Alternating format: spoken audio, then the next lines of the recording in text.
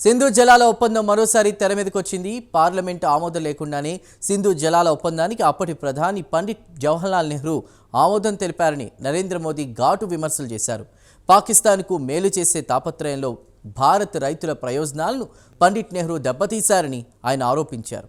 కాగా నరేంద్ర మోదీ విమర్శలకు కాంగ్రెస్ సభ్యులు అభ్యంతరాలు వ్యక్తం చేశారు.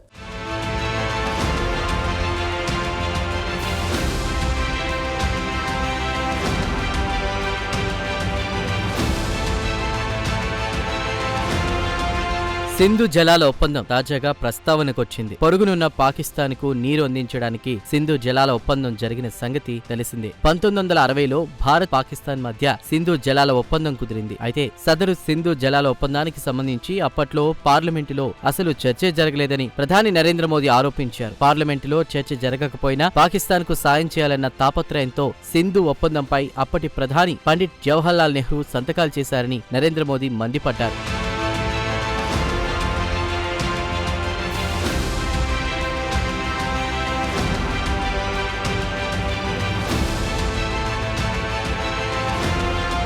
తాజాగా ఎన్డీఏ కూటమి పార్లమెంటరీ సమావేశం జరిగింది. ఈ సమావేశంలో సింధు జలాల ఒప్పందం కుదుర్చుకోవడంలో పండిట్ జవహర్లాల్ నెహ్రూ వ్యవహరించిన తీరును నరేంద్ర మోదీ తప్పుపట్టారు. అంతేకాదు నెహ్రూపై ఆయన ఘాటు విమర్శలు కూడా చేశారు. సింధు జలాల ఒప్పందం మౌలికంగా భారత రైతుల ప్రయోజనాలు దెబ్బతీసిందని ప్రధాని నరేంద్ర మోదీ ఆరోపించారు. సింధు ఒప్పందం కారణంగా కేవలం పాకిస్తాన్ రైతులు మాత్రమే బాగుపడ్డారని నరేంద్ర మోదీ పేర్కొన్నారు. అయితే ఆ తరువాతి కాలంలో ఈ విషయాన్ని పండిట్ నెహ్రూ కూడా అంగీకరించారని నరేంద్ర మోదీ వెల్లడించారు. కథ అక్కడితో ఆగలేదు. 1947లో భారత్ ఒకసారి విభజన జరిగితే సింధు జలాల ఒప్పందం రూపంలో 1960లో మరోసారి దేశ విభజన జరిగిందని నరేంద్ర మోదీ ఘాటు ఆరోపణ చేశారు. కాగా పండిట్ జవహర్లాల్ నెహ్రూపై ప్రధాని నరేంద్ర మోదీ విమర్శలు చేయడం ఇదే తొలిసారి కాదు. గతంలో నెహ్రూ అవలంబించిన సోషలిస్టు విధానాలపై ప్రధాని నరేంద్ర మోదీ అనేకసార్లు తీవ్ర విమర్శలు చేశారు.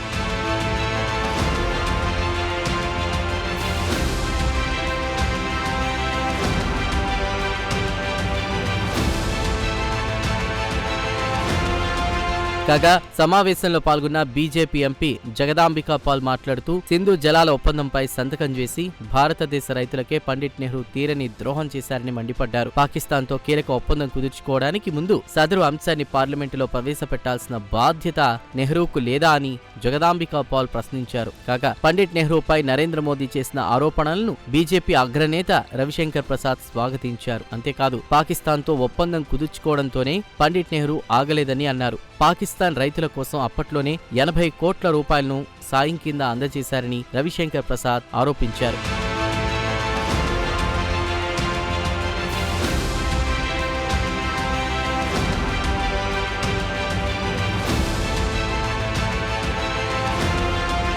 కాగా సింధు జలాల ఒప్పందం ఇటీవల మరోసారి హాట్ టాపిక్ అయింది. పహల్గామ్ ఉగ్ర దాడి నేపథ్యంలో సింధు జలాల ఒప్పందాన్ని భారత్ రద్దు చేసింది. దీంతో పాకిస్తాన్లో తీవ్ర నీటి కటకట ఏర్పడే అవకాశాలు స్పష్టంగా కనిపిస్తున్నాయి. వాస్తవానికి సింధు జలాల ఒప్పందం చాలా కీలకమైంది. గతంలో పాకిస్తాన్తో సైనిక ఘర్షణలు జరిగినప్పుడు కూడా సింధు జలాల ఒప్పందాన్ని భారత్ రద్దు చేయలేదు. ఒప్పందాన్ని అలాగే కొనసాగించింది. దీనికి ఒక ప్రధాన కారణం ఉంది.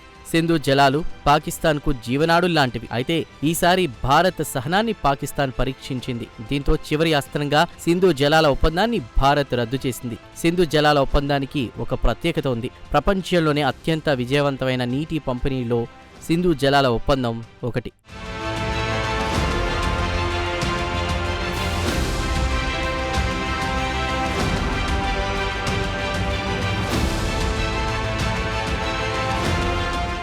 ఇదిలా ఉంటే సింధు జలాల అంశాన్ని పాకిస్తాన్ ఇటీవల తెర మీదకు తీసుకొచ్చింది. సింధు జలాలపై పాకిస్తాన్కు హక్కు ఉందన్నారు ఆ దేశ ప్రధాని షహబాజ్ షరీఫ్. సింధు జలాలపై పాకిస్తాన్ తన హక్కును వదులుకునే ప్రసక్తే లేదని షహబాజ్ షరీఫ్ కుండబద్దలు కొట్టారు. ఈ నేపథ్యంలో సింధు జలాల అంశంపై ఎర్రకోట నుంచి ప్రభుత్వ వైఖరిని ప్రధాని నరేంద్ర మోదీ వెల్లడించారు. సింధు జలాలపై పాకిస్తాన్తో చర్చల పునరుద్ధరణ ప్రసక్తే లేదని ఆయన తెగేసి చెప్పారు. సింధు జలాలపై సంపూర్ణ అధికారం భారతదేశ రైతులకే ఉందని అన్నారు. సింధు జలాలను భారత్లోని నీటి కొరత ప్రాంతాలకు తరలిస్తామన్నారు నరేంద్ర మోదీ.